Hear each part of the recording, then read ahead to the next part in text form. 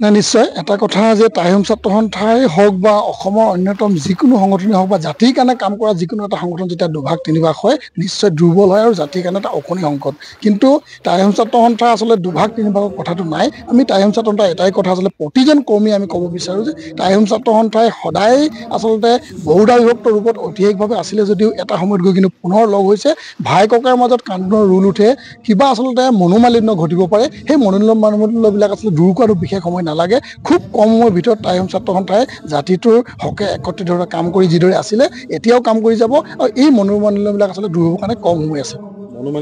চাওক আচলতে এটা কথা আমি অপ্ৰিয় হ'লেও সত্য যে ক'ৰবাত যদি ককাই ভাইৰ মাজত কাজিয়া লাগে তাত বিষ ঢালিবৰ কাৰণে ৰাইজে আচলতে উঠি পৰি লাগে আৰু এনেদৰে আচলতে আমাৰ এই ককাই ভাইৰ মাজৰ কাজিয়াটোতো হয়তো ৰাজনৈতিকভাৱে কোনোবাই মুনাফা লভিবৰ কাৰণে বা তাত আমাৰ জোৰা লগাত যাতে কোনোবা অসুবিধা সৃষ্টি কৰিবৰ কাৰণে যে চেষ্টা নাই কৰা সেইটো আমি নুই কৰিব নোৱাৰোঁ কিন্তু হাজাৰ বাধা বিঘিনি আঁতৰায়ো টাইম ছাত্ৰ সন্থাই জাতিৰ কাৰণে কাম কৰিব ঐক্যবদ্ধভাৱে কাম কৰিব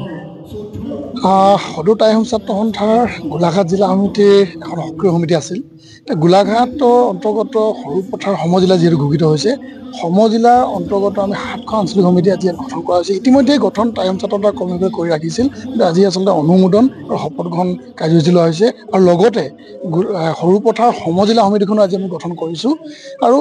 টাইম ছাত্ৰ সন্থাৰ লক্ষ্য উদ্দেশ্য ইতিমধ্যে সৰ্বজন বিদিত সকলোৱে জানে যে টাইম ছাত্ৰ সন্থাই কি কাৰণে টাইম ছাত্ৰ গঠন কৰিবলগীয়া হ'ল কিন্তু আমি আচলতে টাইম ছাত্ৰ সন্থাই আজি এই সভাখনৰ পৰা য'ত আমাৰ 7খন আঞ্চলিক সমিতি আৰু এখন সমজিলা গঠন হৈছে ইয়াৰ পৰা আমি ৰাইজলৈ এটা বাৰ্তা দিব বিচাৰিছোঁ যে টাইহোম জনগোষ্ঠীৰ যিবিলাক দাবী সেই দাবীবিলাক আচলতে টাইহোম ছাত্ৰ সন্থাৰ কৰ্মীসকলে সদায় ৰাজপথত প্ৰতিবাদ কৰি আচলতে দাবীবিলাক ৰজাঘৰক জনাই থকা হৈছে কিন্তু ৰজাঘৰে আচলতে ভাবিবলৈ লৈছে আৰু আৰম্ভ কৰিছে যে ৰাইজ টাইহোম ছাত্ৰ সন্থাৰ লগত নাই আৰু টাইহোম ছাত্ৰ সন্থাৰ দাবীবিলাক ৰাইজৰ দাবী নহয় বুলি আচলতে ৰজাঘৰে পলিটিক্স কৰি এই বিষয়বস্তুবিলাক বিয়পাই দিছে গতিকে আজি এই সভাখনৰ যোগেদি আমি